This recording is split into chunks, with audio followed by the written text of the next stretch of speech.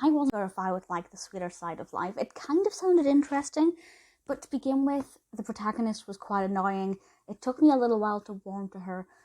Overall, the film was okay. It was fairly decent to watch, but it's definitely not one of my favourite films that I've seen at any point recently.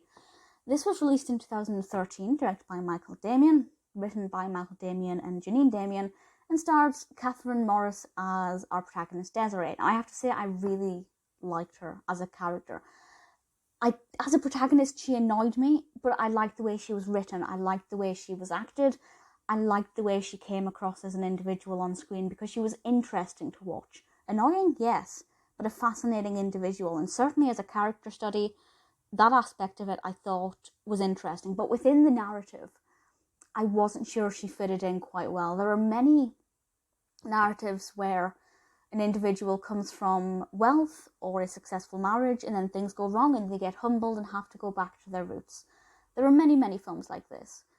And I just feel like as a character she didn't fit in well with the second half of that narrative. And it's not because she didn't learn or didn't have any progression, because she did. I feel like she went through too quick of a character progression. And I think that's why it didn't work for me quite as well as it could have done. So she was interesting, but I think the fact that her mind switched so quickly was a little bit unbelievable, and that's when she started to annoy me because I thought her actions were unrealistic. So not really her fault, more the writing's fault. But I did think Kathryn Morris gave a really great performance in this role. It's not the most predictable, actually. She has to move back home with her father to help him run his bakery. It actually happens quite accidentally, but her husband has left her. And what happens surrounding that, I thought was quite refreshing. It wasn't as predictable as I'd expected. But I'll be honest, I didn't really feel the wholesome spirit of the bakery and her father running it. There was one moment when she did a really sweet thing and put her father first. But aside from that, I just didn't feel the family spirit or the closeness or any connection between them. And for me, there were a lot of things about the characters' actions that just didn't ring true.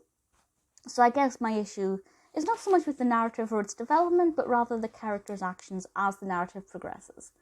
But an interesting narrative nevertheless. If you like this kind of film, I'd say it's one that I'd recommend, but I'm not going to recommend it if you're not usually into this kind of film. It's not one that's, groundbreaking or something that will make you think differently about the genre, but it's a nice, easy watch that's not too problematic. I'd say The Sweeter Side of Life is pretty decent.